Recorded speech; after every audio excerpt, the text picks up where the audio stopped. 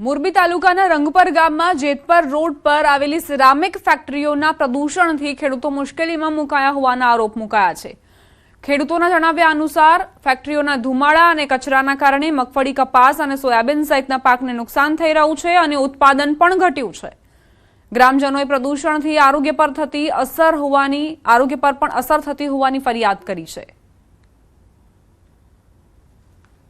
ગામે આવી પહોંચ્યા છીએ, જ્યાં પ્રદૂષણને કારણે આપ જે પાછળના દ્રશ્યો જોઈ રહ્યા છો તે લીમડાઓ બળી ગયા છે। સલ્ફર ઉડવાના કારણે આ તમામ લીમડાઓ છે બળી ગયા છે। સિરામિક ઉદ્યોગમાંથી જે સલ્ફરનું પ્રદૂષણ થતું હોય છે તે પાક ઉપર આવી અને ઝાડવા ઉપર આવીને બેસતું હોય, જેના કારણે તમામ પાક પણ નિષ્ફળ જાય છે।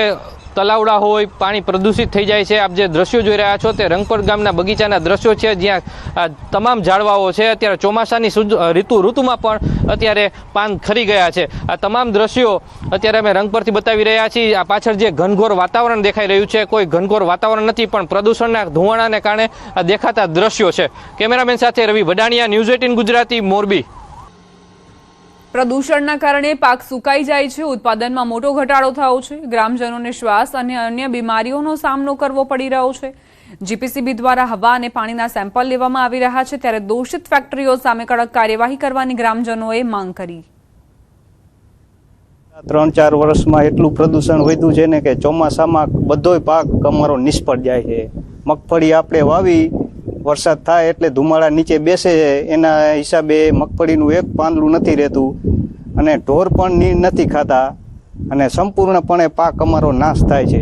છેલ્લા ઘણા સમયથી સિરામિકના પ્રદૂષણના કારણે ખેતીમાં જ કોઈ પણ જાતનું પાક થતો નથી। મગફળી, કપાસ અને સોયાબીન જેવી ખેતી સંપૂર્ણ નાશ થઈ ગઈ છે। આ મોટા બધા લીમડાઓ આ તે બધું બળી ગયું છે।